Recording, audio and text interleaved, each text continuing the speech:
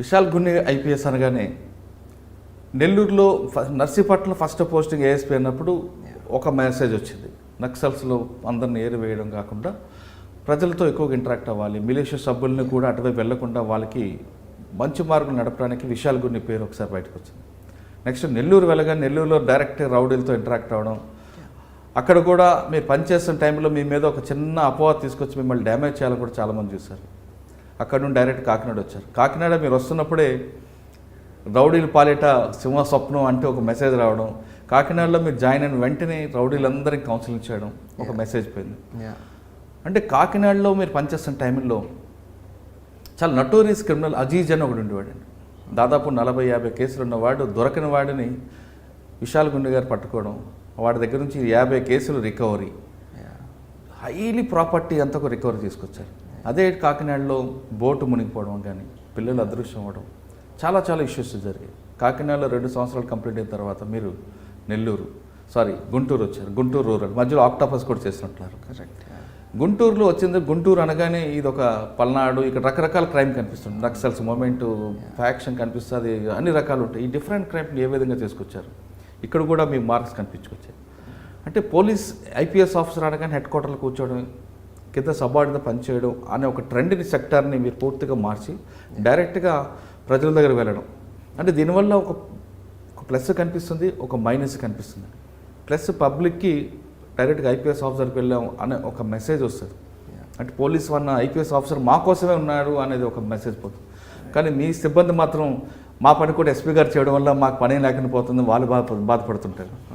ఇవన్నీ ఏ విధంగా మేనేజ్ చేసుకొస్తున్నారు?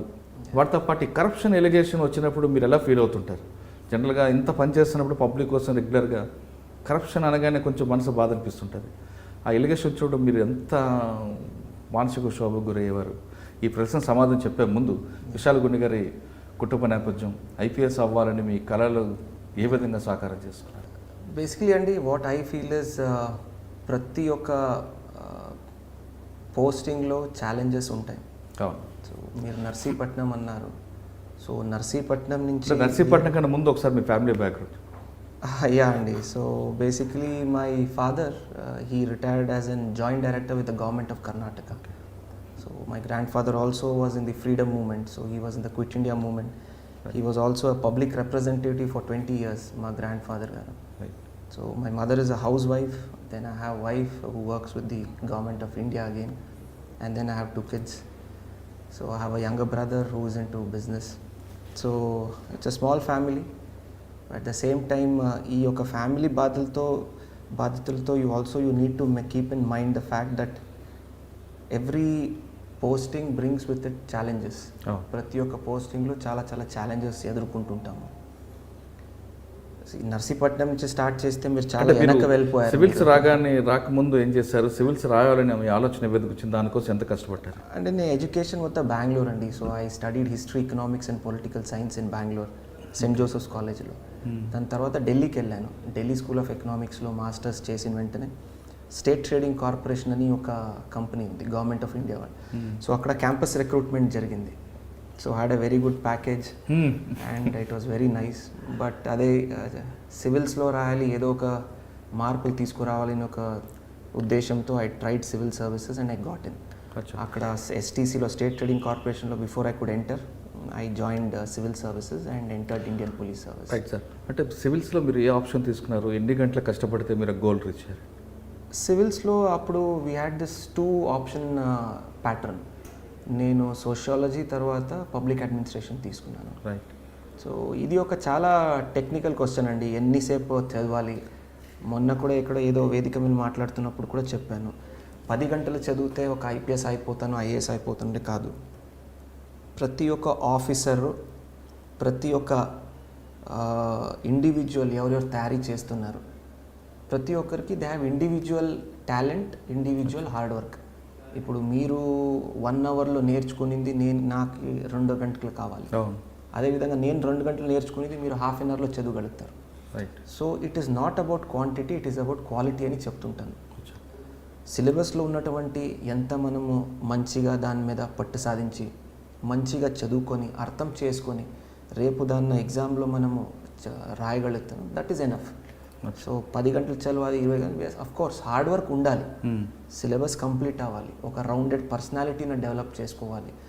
అన్నీ జరుగుతున్నటువంటి రాష్ట్రంలో కానీ దేశంలో కానీ అంతర్రాష్ట్ర స్థాయిలో కానీ ఇంటర్నేషనల్ లెవెల్ అన్ని రకాల ఇష్యూస్ మీద అవగాహన ఉండాలి.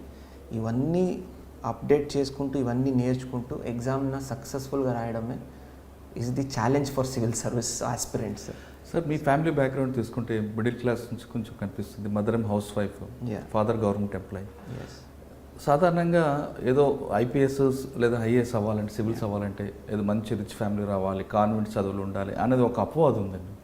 అది కరెక్ట్ అంటారా? లేదు మనకు మీరు ఇందాక చెప్పినట్లుగా మనం గోల్ రీచ్ అవ్వాలనుకుంటే దానికి ఒక ప్యాషన్ ఉంటే ఖచ్చితంగా రీచ్ అవ్వచ్చు. ఇది చాలా మంచి క్వశ్చన్ అడిగారండి మీరు. ఇప్పుడు చాలామంది స్టూడెంట్స్లో నాకు కొన్ని సామాజిక మాధ్యమాల్లో కూడా అడుగుతుంటారు, కలిసినప్పుడు కూడా అడుగుతుంటారు, సార్ మనము గవర్నమెంట్ స్కూల్లో చదువుకున్నాము, మన తెలుగు బ్యాక్గ్రౌండ్లో చదువుకున్నాము, can we crack civil services అని.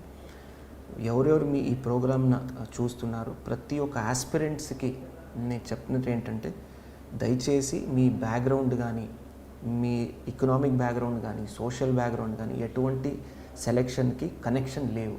రైట్. మీరు కష్టపడి కృషి చేసి ఒక మంచి ఉద్దేశంతో ఆ లక్ష్య గురిన మనము సాధించాలని ఒక ధ్యేయంతో ముందుకెళ్తే 100% సక్సెస్ ఉంటుంది. ఈవెన్ సివిల్ సర్వీసెస్లో కూడా you can choose the language of your interview. Okay. You can choose the language in which you give your mains paper. So అన్ని రకాలు ఉంటాయి. ఒక సివిల్ సర్వెంట్ సివిల్ సర్వీసెస్కి వెళ్ళినప్పుడు యూపీఎస్సి 2-3 ఇంపార్టెంట్ ఇష్యూస్ చూస్తుంది. Number 1, మీ personality బ్యాలెన్స్డ్గా ఉందా, మీరు జరుగుతున్నటువంటి అన్ని ఇష్యూస్ మీద అవగాహన ఉందా, రేపు మీరు ఐఏఎస్ కానీ ఐపీఎస్ కానీ అయితే will you be able to be a good administration, will you be able to give good administration, మంచి ఒక అడ్మినిస్ట్రేషన్ ఇవ్వగలుగుతారా, మీ పర్సనాలిటీ బ్యాలెన్స్డ్గా ఉందా, రేపు న్యాయం చేయగలుగుతారా, ఏదైనా ఛాలెంజెస్ వస్తే దాన్ని ఎదుర్కొంటారా మీరు, will you be able to resolve them. ఇవన్నీ చూస్తారే తప్ప మీరు సోషల్ బ్యాక్గ్రౌండ్ నుంచి వచ్చారు, ఎక్కడి నుంచి వచ్చారు, ఏదని ఎక్కడ చూడరు. So work hard, stay focused and work very very hard. ఈ 2 ఉంటే చాలా చాలా సఫిషియంట్. మీరు చూస్తున్నారు ఐ డ్రీమ్ న్యూస్ని. Please subscribe I dreams. For more videos, subscribe I Dream. Please subscribe for more videos. I dream. I dream. for more videos. Subscribe, I dream. Please subscribe. Subscribe I dream channel. Do subscribe. I dream. I dream ఛానల్ని subscribe చేయండి. do watch I dream.